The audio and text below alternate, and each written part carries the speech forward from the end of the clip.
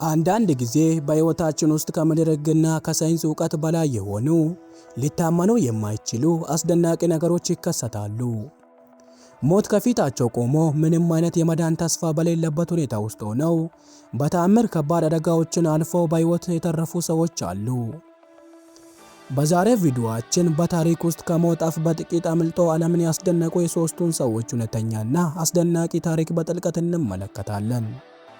እነዚህ ሰዎች የተረፉባቸው አደጋዎች ከ10,000 ጫማ ከፍታ ላይ ከተከሰከሰ አውሮፕላን መውደቅን፣ ለቀናት በተራራ ገደል ውስጥ ታስሮ መቆየትንና በጥልቅ ውቅያኖስ ስር በጨለማ ታስሮ መኖርን ያካተቱ ናቸው። ዛሬ በወደ ድንቅ ቻናላችን እነዚህ ሰዎች ያጋጠሟቸውን አስፈሪ ሁኔታ፣ መከራውን እንዴት እንደተወጡትና እንዴት ሊተርፉ እንደቻሉ እውነታውን አብረን እንመለከታለን።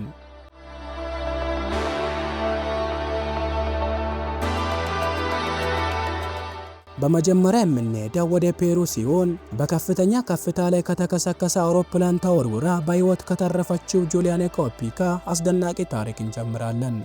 በ1971 እንደ አውሮፓውያን አቆጣጠር የ17 ዓመቷ ጁሊያኔ ከእናቷ ጋር በመሆን በአማዞን ጫካ ላይ በሚበር አውሮፕላን ውስጥ እየተጓዘች ነበር። ነገር ግን ጉዞው እንደታሰበው አልሄደም።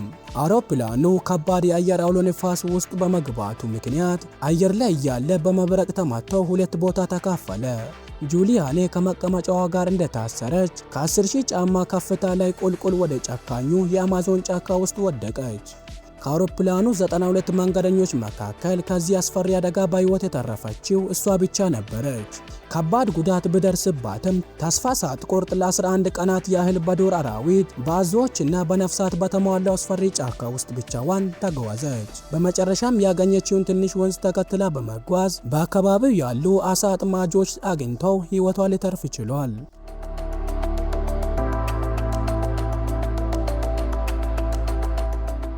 በመቀጠል ደግሞ የምንሄደው ወደ አሜሪካው ዩታ ክፍለ ሀገር ሲሆን የብቸኛው ተራራ ተጓዥ አሮን ራልስተን አስገራሚ ታሪክ እንመለከታለን።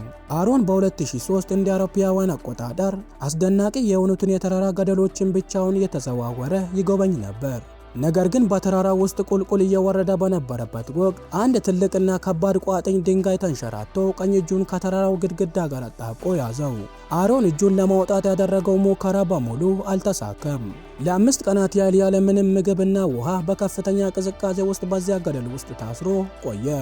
ማንም ሰው ሊፈልገው እንደማይመጣና በዛ ቦታ ላይ እንደሚሞት ሲረዳ እጅግ አስቸጋሪ ውሳኔ ወሰነ። በኪሱ በነበረች ትንሽና ደካማ ቢላዋ የያዘውን እጁን ራሱ ቆርጦ በመጣል ከገደሉ ቁልቁል ወርዶ ሰዎችን በማግኘት ሕይወቱን ማዳን ችሏል።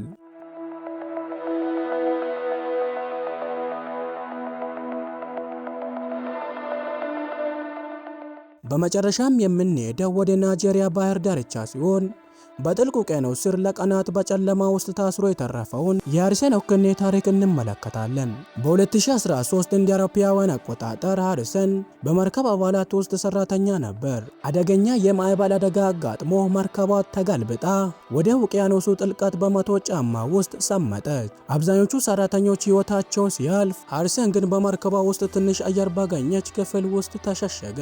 በዛ ቅዝቃዜ በሞላበትና ፍጹም ጨለማ በሆነ የውቅያኖስ ጥልቀት ውስጥ ያለ ምግብና ውሃ የሞቱ ጓደኞችን አይስክሬን እያየ ለ3 ቀናት ቆየ። ከ3 ቀናት በኋላ ጠላቂዎች የሞቱ ሰዎችን አይስክሬን ለማውጣት ወደ መርከቧ ሲገቡ ሃሪሰን በሕይወት እጃቸውን ሲይዛቸው እጅግ ደንግጦ ነበር። በተአምር ከውቅያኖሱ ጥልቀት በሕይወት ሊያወጡት ችለዋል።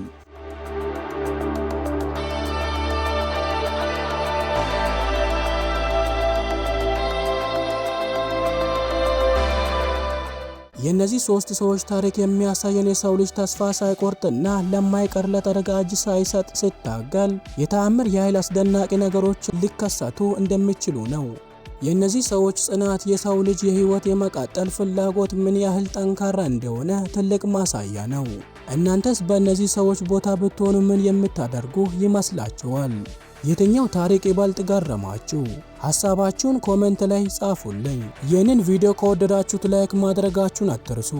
ለቻናላችን አዲስ የሆናችሁ ደግሞ በየሳምንቱ እንዲህ አይነት አስገራሚ ታሪኮችን ለመከታተል ሰብስክራይብ እያደረጋችሁ የደውል ምልክቷን ተጫኑ። በሚቀጥለው ሌላ ቪዲዮ እስክንገናኝ ድረስ ሰላም ቆዩ።